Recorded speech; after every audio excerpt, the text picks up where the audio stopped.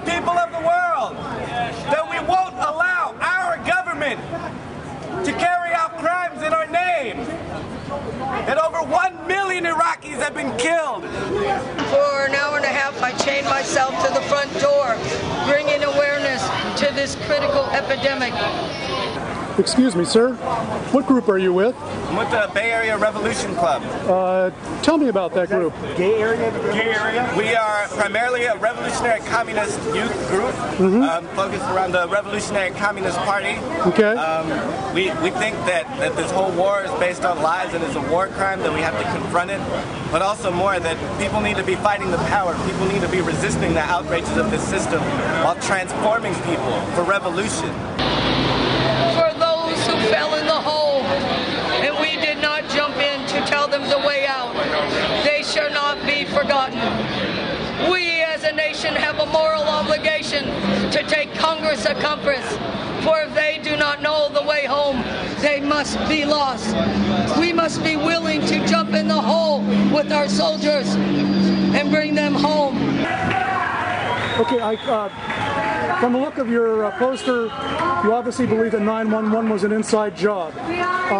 In just as few words as possible, could you tell our readers what that's all about, what that means to you? Well, it's pretty clear that since day one, this so-called Al-Qaeda group has been a U.S. intelligence operation. If you just go back into history, parts of this are even admitted. There was a fellow named Ali Mohammed. He trained bin Laden's personal bodyguards. He trained the men responsible for the 1993 World Trade Center bombing. He trained the men who bombed the U.S. embassies in 1998. And throughout this entire time, he worked for the CIA, FBI, and was an officer in the U.S. Special Forces, all of which they now admit. So they knew he was doing all of this, and yet they paid him, kept him on the payroll all the same. So if that is not clear evidence in itself that Al-Qaeda is a U.S. intelligence operation, I'm not sure what else is going to convince you. You can look up all of this. It's widely recorded in mainstream news sources. But the neocons who run the show right now and the corporations who make billions of dollars off the war are not going to bring it to our attention. So look up for the facts for yourself. Go to cooperativeresearch.org or 911truth.org. There's a mountain of evidence of widespread government complicity in the attacks of 9/11.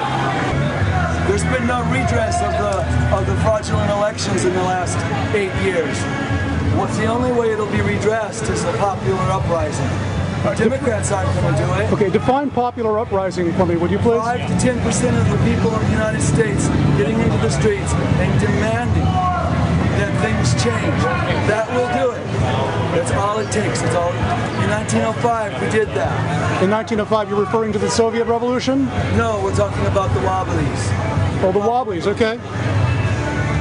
So you consider yourself part of that tradition? Yes.